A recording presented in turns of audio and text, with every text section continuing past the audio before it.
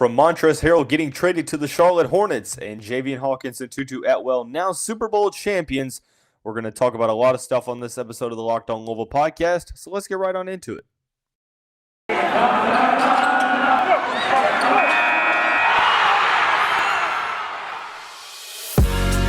You are Locked On Louisville, your daily podcast on the Louisville Cardinals. Part of the Locked On Podcast Network, your team every day. What is going on, everyone? Welcome into another episode of the Locked On Louisville podcast. Today's episode is brought to you by Rock Auto. Amazing selection, reliably low prices, all the parts your car will ever need. Visit rockauto.com and tell them Locked On sent you. As always, I'm your host, Dalton Pence. I serve as a credential media member for Cardinal Sports Zone and I also do some PA announcing work for the university in various sports. I want to take this time personally to thank you for making us your first listen of the day. Just a reminder, the Locked On Louisville podcast is free on all streaming services. 5 days a week, your team every day. Talking about former Cards in the pros, starting out with Montrezl Harrell getting traded from the Washington Wizards to the Charlotte Hornets. We'll talk about his fit with the Hornets and whether or not that they are a long-term destination for Trez coming up in the future. And then we'll finish the show talking about former Cardinals Javian Hawkins and Tutu Atwell, now Super Bowl champions after the Rams defeated the Bengals on Sunday evening. Starting out, we're going to talk about Montrezl Harrell on trade deadline day last Thursday. I apologize for the delay in the episodes. I know that there wasn't an episode on Friday, wasn't an episode on Monday. I apologize for that. I've been going through some personal stuff. So I just wanted to clarify on that we are back on schedule. We're going to have 2 episodes today. The first one will be the Cards and the Pros, the one that you're listening to right now, talking about Montrezl Harrell. And this is an interesting one because if you remember when Forbes.com writer Shane Young joined the podcast on, I think it was sometime in January, I forget the exact day, but he hopped on in January, talked about some possible fits for Trez. I mentioned the Charlotte Hornets, and he agreed that does look like, a place on paper that, Trez would succeed in for at least the remainder of the season. Now, what happens on trade deadline day? Montrezl Harrell gets traded from the Wizards to the Hornets for Ish Smith and Vernon Carey. I think it's a very good trade for the Hornets. Now, in terms of fit, in terms of what he's going to bring to the table for the Hornets, I will be honest and transparent. I relied on a couple of testimonies and opinions from some friends that I have that covered the Charlotte Hornets for different media outlets. And one of them, who's a very good friend of mine, said, I'm okay with the fit. I think that the trade was obviously beneficial for the Hornets in terms of return and, in terms of inward or, acquisitions, in terms of outgoing departures. But I wanted to see the Hornets go after more of an interior defensive presence rather than a guy who brings you offensive production from the 4 to 5 spot. And I think that that's kind of where I was at too. I thought that Miles Turner was a player that could have been in play for the Hornets, considering the fact that they sent Domantas Sabonis to the Kings. So, maybe they look to, get a little bit younger, going to not necessarily a mini rebuild, but definitely a retooling. Miles Turner stays put at the trade deadline. Ultimately, I thought that they could have gone after Christian Wood as well. They elected not to. There was some reports that the Hornets were interested in sending out P.J. Washington, Kai Jones, and a first-round pick for San Antonio Spurs center Jakob Poeltl, who's a very good defensive big man. That obviously doesn't happen either. They go out and get Trez. Initially, like I said, I think that this is a good trade strictly based upon what they got and what they gave up. I mean, they gave up a backup point guard, and they got rid of Vernon Carey, who is a sparse minutes guy at very best. So, and this opens up the floor for James Bouknight, maybe getting more time at the 1, rather than Ish Smith. But I like this fit for the Hornets. I like this fit even more for Trez. You come to a team to where they already have pretty much their top 3 to 4 scorers, distinguish LaMelo Ball as the point guard, the ability to open up all the pick and roll situations. I think that Trez is very, very solid in the pick and roll. I think that what Charlotte needs is something that he can provide outside of maybe the interior defense. I think that at the very most, he's a very high motor defender. Not necessarily known as a lockdown guy in the post or even a rim protector. Listed at about 6'7", 6'8", but with that above 7-foot wingspan, it helps him on both ends. I think that he's obviously going to be much needed in the front court when it comes to offense because Mason Plumlee was their main generator of production. Now you get a guy who's averaging over 14 points per game this season on an expiring contract. This is a good fit for both parties. I think that another aspect that has helped Trez, when you look back to his time with the Clippers and with the Wizards, versus his time with the Lakers, and that's the amount of responsibility that's put on him as an offensive player. I think that when he's not being required to be a team's secondary or tertiary option when it comes to scoring, I think that you get more out of Trez, and I think that when he's able to, just strictly play his role, you tend to get more production out of him than you would, at least expect. So I think that overall, this is a very solid move. I like the fact that, he's reunited with Terry Rozier. That was the main storyline, coming from the Louisville side of things is, hey, look, he's reunited with his former college teammate in Trez's first game with the Hornets. Terry goes for a triple-double. The good thing is we have a small sample size. He's played 2 games with the Charlotte Hornets so far. The first game was a big victory over Detroit. Played 22 minutes, had 15 points, 6 rebounds, 1 block, 1 steal. In the game on the next night in the back-to-back, they lost to the Memphis Grizzlies, but he played 29 minutes, had 9 rebounds, had 20 points, had 2 assists. So, like I said, I think that he's going to flourish here in Charlotte. He's a guy that, obviously brings some much needed interior toughness, 14.2 points per game, 6.8 rebounds per game. When you look at what he's done, this season, trying to find those. We'll get there here in a second. Yeah, what he's done this season, he's shooting at 82% from the field, obviously, in this short stint with Charlotte, 64.5% in 46 games of action with the Washington Wizards. So he's very effective around the rim, very efficient, so he's not necessarily a guy that takes a ton of bad shots. There are some questions about him on the defensive side of the ball, but as of right now, from the offensive side of things, I think it's a very, very, very smart trade for the Charlotte Hornets. Now, whether or not he's going to be in their long-term plans for the future, we'll talk about that here in just a second. But overall, I'm just very, very excited for Trez here because I think that it's been a matter of finding a good fit for him. I think he made a little bit of a mistake going from the Clippers to the Lakers in terms of personnel and stuff like that. But ultimately, he won a ring, so you can't necessarily get on him too much. I think he won a ring, did he? Hold on. No, he didn't win a ring. I'm tripping. Don't listen to me. Don't listen to what I have to say. But Trez didn't necessarily work out a ton with the Lakers, but he did very well with the Clippers. I think that the situation with the Clippers is one of the things like here with the Hornets. Yeah, you have your stars, but you're not being relied upon to be like the starting 5. You can be like that high energy guy off the bench like you were with the Clippers, or even if you are a starting 5. You're not necessarily being relied upon to be a guy that's consistently scoring, but rather, just giving them high energy minutes, playing a certain role, being the role man for LaMelo Ball and James Bouknight and all the other guys in that offense. So ultimately, love the move here for Charlotte, love the move here for Trez. But the question now becomes, with Trez being an unrestricted free agent at the end of this season, what does his future hold for him? Is Charlotte a long-term destination for Trez, and how likely is it that he is back with the Hornets next season? We're going to talk about that here in just a second after we talk about our friends at BetOnline. Football might be over for this season, but basketball is in full steam for both pro and college hoops. From all the latest odds, totals, player performance props to where the next fired coach is going to land, BetOnline.net is the number one spot for all of your sports betting needs.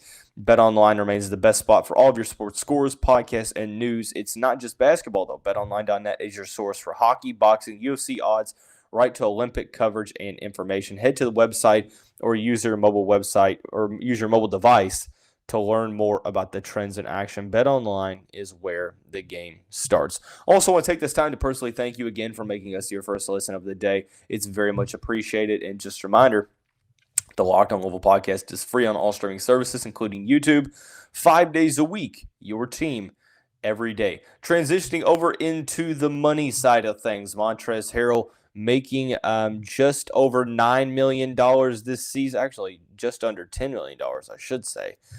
27 years old, accepted his player option going into this season. He is an unrestricted free agent for like pretty much, he's an unrestricted free agent. I'm looking at some of his past contracts. 2015-17, obviously he's on about a 3-year, $3 million deal with the Rockets. Got traded to the Clippers, 2-year, $12 million, and then a 2-year, was it around an $18 million, a 2-year, about almost $19 million. Excuse me, with the Lakers. So the question now becomes, well, what do the Charlotte Hornets do with Montrezl Harrell after the season? Well, a lot of it, it goes without saying. A lot of it's going to be based upon how well these next couple months go, right? How good of a rental is Montrezl Harrell going to be? Is he going to be a guy that can, give you the production that he's giving you right now? That's kind of a tough thing to continue to do, but he's averaging 14.2 points per game, just under 7 rebounds. I think that this is a solid place for him to be in, to where you can maximize his skill set. I think that he's having a very good season. He's one of those guys that for $9 million, I think it's a very good investment for the Hornets to have to to go into the trade deadline and get a guy of his talent, get a guy of his work ethic and stuff like that. So the question on the Hornets side of things, it gets a little bit more tricky. Now, Montrezl Harrell did go on record saying that he is very grateful to be playing in Charlotte. He is a North Carolina native, so to be able to play in his home state is something that he definitely enjoys. Now, I could definitely see him, leaving a little bit more money on the table with the Hornets or with other teams to come back to the Hornets if the money's right. If it's something that's in the range that he's looking for. Obviously, Terry Rozier being in Charlotte still helps because you have a really good friend of Trez here with the Hornets. But the issue is, what is Trez's market value going to be in free agency? You have to assume, where he is right now. He's a guy, he's 27 years old. He's, averaging in double figures scoring, but that's, with the Wizards. What is Trez going to draw out on the free agent market? I could see him getting, maybe a 3-year deal in the, I could see them trying to push for over $10 million annual value. It's probably going to be around the, maybe 9 to 11, maybe 12, just depending on who offers it. If the Hornets aren't able to really come close and someone offers a bigger contract, I do think that he may look to go elsewhere and secure his financial bag, so to speak, because this obviously could end up being the biggest, contract in his career in terms of guaranteed money, considering the fact that he is in his prime. He's 27 years old. For a guy that plays a lot based upon athleticism and off tenacity, you can't imagine that he's ever going to get a bigger contract than what he is this summer. So there's a lot of factors coming into play. But assuming that he is wanting to be back with the Hornets, which you would that has to be distinguished. So like I said, there's a lot of factors. From the Hornets side of things get a little bit more complicated. There's a couple questions that need to be answered before we understand what direction Charlotte is going in and whether or not Trez is a player that fits their financial setting. So the first question is, well, it's kind of a 1A, 1B. Number one, what happens with Miles Bridges? Right now, I think $9 million is coming off the books for next season. The team is still over the cap, but they're below the luxury tax. So Miles Bridges is in line for possibly a max extension, a very lucrative deal coming from Miles Bridges, who's having a career year. He's 23 years old, and he's only getting better. So he's a player that you have to look into paying if they are deciding to pay him. Well, that obviously takes money away from Trez. But now you have Gordon Hayward, who's making close to about $30 million a year. He's had some injury issues, but when he's been on the court, he's been very solid. Who knows exactly what the team is looking to do with Gordon Hayward, whether or not he is going to be a guy for the future there, whether or not they decide to pay Miles Bridges. But let's say one of them is back, one of them is not. That money's probably going to be very close to offsetting. You might have a little bit more money coming in, or a little bit more money to spend, considering you're totally eliminating one's contract.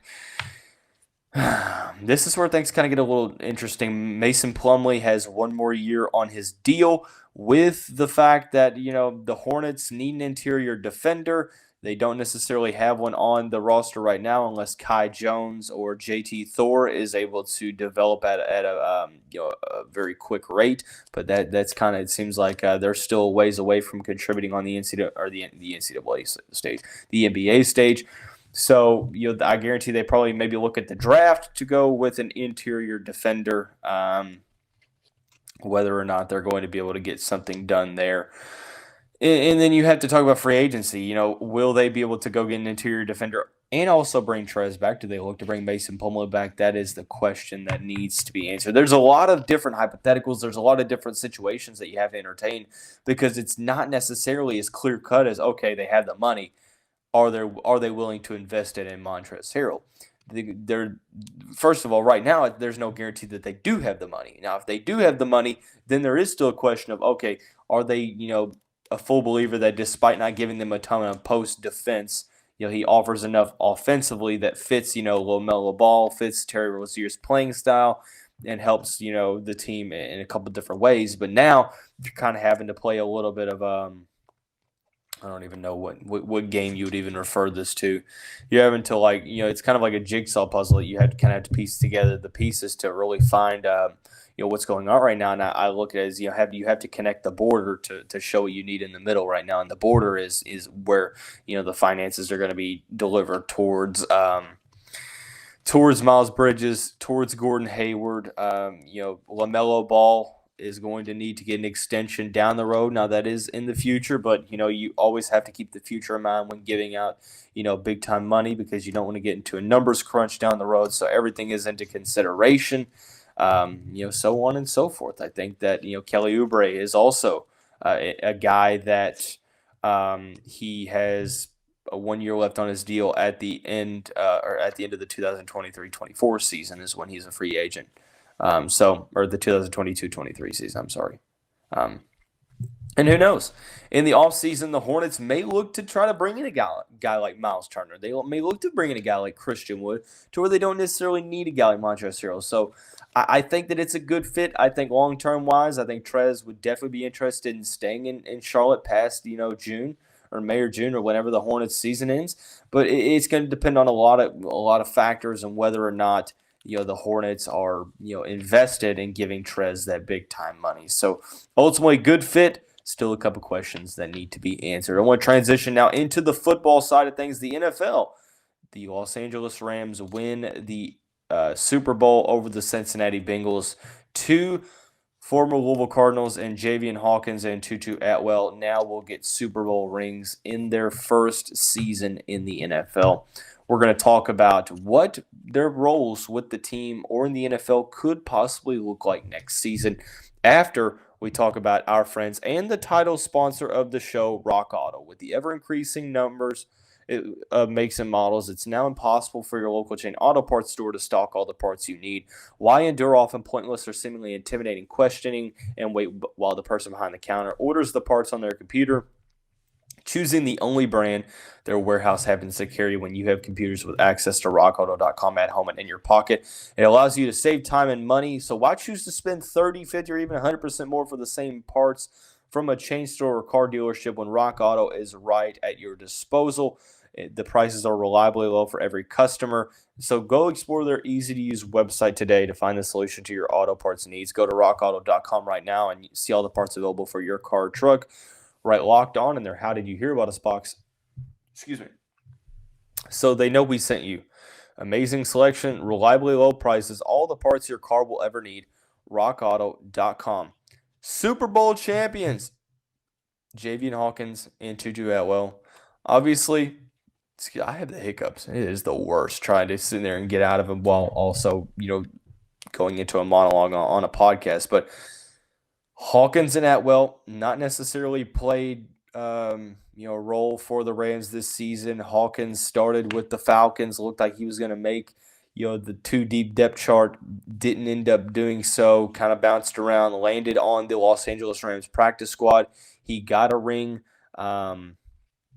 Tutu Atwell, on the other hand, second-round pick, looked like a play for the future, a guy who could play special teams right away. Didn't necessarily see a lot of time, and then he had the season-ending shoulder surgery, about halfway through the season, a little bit over halfway through. So didn't necessarily play a role, but they still got NFL Super Bowl rings. And their careers are in a little bit of a different trajectory. I want to start out with Javian Hawkins. Hawkins is a free agent now without 3 years of time in the league. If a team offers you a 1-year deal you can't necessarily turn it down. So if the Rams were to offer Javian Hawkins a 1-year deal to return to the practice squad or somewhere else, or even be on the main roster, he would have to accept it. So it's kind of like a team deal, so to speak. So Hawkins is likely, if the Rams decide to bring him back and give him a 1-year deal, I think that his work is cut out for him. I mean, he has a loaded running back room to try to get into. Now, Sonny Michel is an unrestricted free agent. That is something to keep an eye out on. With him possibly going elsewhere, they still have Cam Akers. They have Darrell Henderson Jr. Jake Funk is listed as fourth on the depth chart right now. So Cam Akers, a guy who tore his Achilles in the offseason, gets to play in the postseason, helps them in the Super Bowl.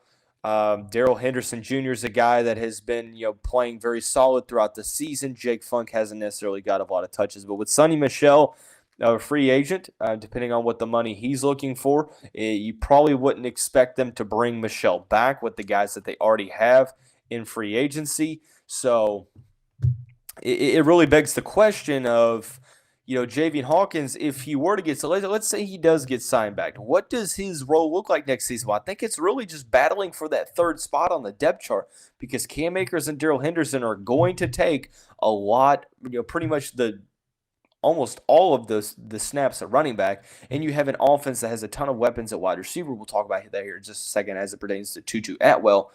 Cooper Kupp's going to get his touches. Robert Woods, when he comes back, he's going to get his touches. Van Jefferson, etc. Tyler Higbee, Blanton, etc. Bryson Hopkins. I mean, there are a ton of guys, ton of mouths to feed in that receiving core that it takes away from possible options at third and fourth on the depth chart. But like I tell people, you never know how much wear and tear a team will face given a 17 or 16 game season.